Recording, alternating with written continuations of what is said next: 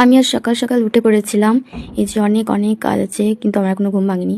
তো যাই হোক, এদিকে আমি ঘর মুছে নিয়েছিলাম, আর এদিকে দেখো এখনও পর্যন্ত ঘুমোচ্ছে। আমি এবার বাবা মারা শুয়েছিল, তাই বিছানাগুলো গুছিয়ে নেবো। গুছিয়ে নেওয়ার পরে এই যে আমি আবার ব্রাশ করতে যাব। আজ অনেক সকাল সকাল উঠেছি, অনেক কাজ আছে, অনেক কাজ। এই যে ব্রাশ নিয়ে নিচ্ছি, নিয়ে চলে গেলাম ছাদে। ছাদে গিয়ে আমি ব্রাশ করছিলাম। তো ব্রাশ করার মুখ ঘরে চলে এসেছিলাম, মুখটা মুছে নিলাম। এবার আমার যা কাজ দেখছি উঠে পড়েছিল, তাই বিছানাগুলো গুছিয়ে নিলাম। এই যে আমার হয়ে গেছে। আর এদিকে দিন সার্পা মাখাচ্ছে, জামা প্যান্ট কাচবে, এদিকে মা শুয়ে ঝাঁট দিচ্ছে ময়লা হয়েছে বলে। আমার খুব ঘুম পাচ্ছিল, তাই আমি একটু শুয়ে পড়েছিলাম। তো দেখে দাদা মাছ নিয়ে চলে এসেছে, তাই মাছ বাছছিলাম মা আর আমি। আচ্ছা, আর আমি মাছগুলো দেখাচ্ছিলাম কী কী মাছ নিয়ে এসেছিলো। মৌরলা এনেছিল, সিলভার মাছ এনেছিল, আর কী বলে খয়রা মাছ।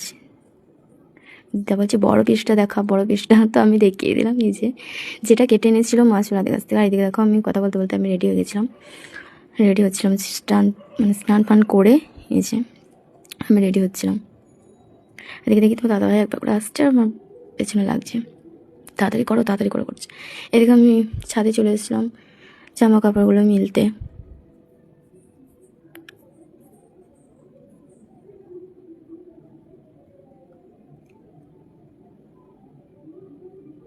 আর এত রোদ হয়েছিল না আজ, কি বলবো। শীতকাল হলেও কিন্তু একটু পরে রোদটা লাগছে।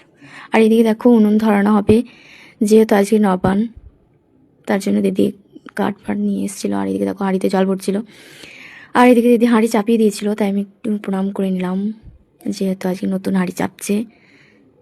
এদিকে আজকে নবান। আর এদিকে দেখো সব সবজি আগে থেকে কাটা ছিল, মানে রাতে কেটে রেখেছিল কী কী রান্না হবে।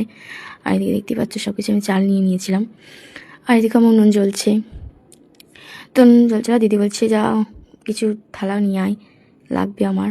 আর এদিকে দিদি সব মাখিয়ে নিচ্ছিল, মাছগুলো নুন হলুদ মাখাচ্ছিল। ওর কাজ ও করছে, আমার কাজ আমি করছি।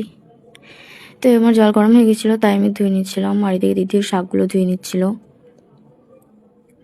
চালটা ভালো করে ধুয়ে নিচ্ছিলাম। আমি এই যে চাল দিচ্ছি, হাঁড়িতে চাল দিয়ে দিচ্ছিলাম। আজ খুব রোদটা এত গায়ে লাগছিল কি বলবো। তো এই যে আবার আনতে যাচ্ছিলাম তালাবাড়ি। আজ কতবার যে নিচে যেতে হবে তার নেই ঠিক। এদিকে বেগুনগুলো মাখিয়ে নিচ্ছিলাম। মাখিয়ে নেওয়ার পর দেখতে পাচ্ছ আমি বারবার খালি দেখছিলাম, আর উনুনটা নিভে গেছিলো। এই যে নিভে গেছিলো, আবার ধরাচ্ছিল দিদি। আর ওটা ধরাতে গিয়ে আমার কাঠটাই ঢুকে গেল উনুনে। তো আমি বারবার দেখছিলাম, যেহেতু নতুন চাল একটু নরম হয়ে যেতে পারে, তাই দেখে নামাতে হবে, বারবার দেখছিলাম। এদিকে দেখতে দেখতে আমার ভাত হয়ে গেছিলো, তো আমি ভাতটা নামিয়ে নিচ্ছিলাম। উনুনটা গরম, কড়াইটা গরম করতে দিয়েছিলাম। এই যে শাকটা দিয়ে দিলাম। ও মাছ ভাজছিল, তাই আমি শাকটা করে নিচ্ছিলাম। রান্না করতে করতে আমরা অনেক গল্প করছিলাম। আবার আমি যে কতবার নিচে যাব তার নেই ঠিক। একবার ও যাচ্ছে, একবার আমি আসছি, আর ওই দেখো মাছ ভাজছে। এই যে চলে এলাম জামাটা নিয়ে। ও মাছ ভাজছিল, আমাকে দেখাচ্ছিল। ওই দেখো মাছ ভাজছে, আমার এদিকে শাক সেদ্ধ হচ্ছে, এদিকে মাছ ভাজা হচ্ছে। বললো একবার দেখবি তো, ঠিক আছে আমি দেখলাম। আর এদিকে আমি শাকটা হচ্ছিলো, এই যে শাকে মাছে তেল দিচ্ছিলাম, মাছে তেল দিলে খুব ভালো হয় শাকটা। আর এদিকে বাবা চলে এসেছিলো, কী যেন একটা নিতে এসেছিলো। খুব মজা করেই রান্না করছিলাম। এই দেখো ও এখনও মাছ ভাজছে, আর আমার দেখো শাক হয়ে গেল। এখন আলু কষছি, ফুলকপি কষা হয়ে গেছিলো, এদিকে শাকটা হয়ে গেছিলো, অর্ধেক মাছ কষেছে। ফুলকপি কষা হয়ে গেছিলো, আমার তরকারি হচ্ছিলো, কারণ আজকে অনেক মাছ এনেছিলো, অনেক মাছ, তার জন্য এত দেরি হচ্ছিলো। আর ও মাছ ভাজছিলো, এত ফুটছিল, আমি পেটের ওপর দাঁড়িয়ে পড়েছিলাম। আর এদিকে ওর সব রান্না হয়ে গেছিলো। আর এদিকে গুড় পিঠে, এই যে গুড় পিঠে হবে, আর আমি চাপিয়েছিলাম পায়েস।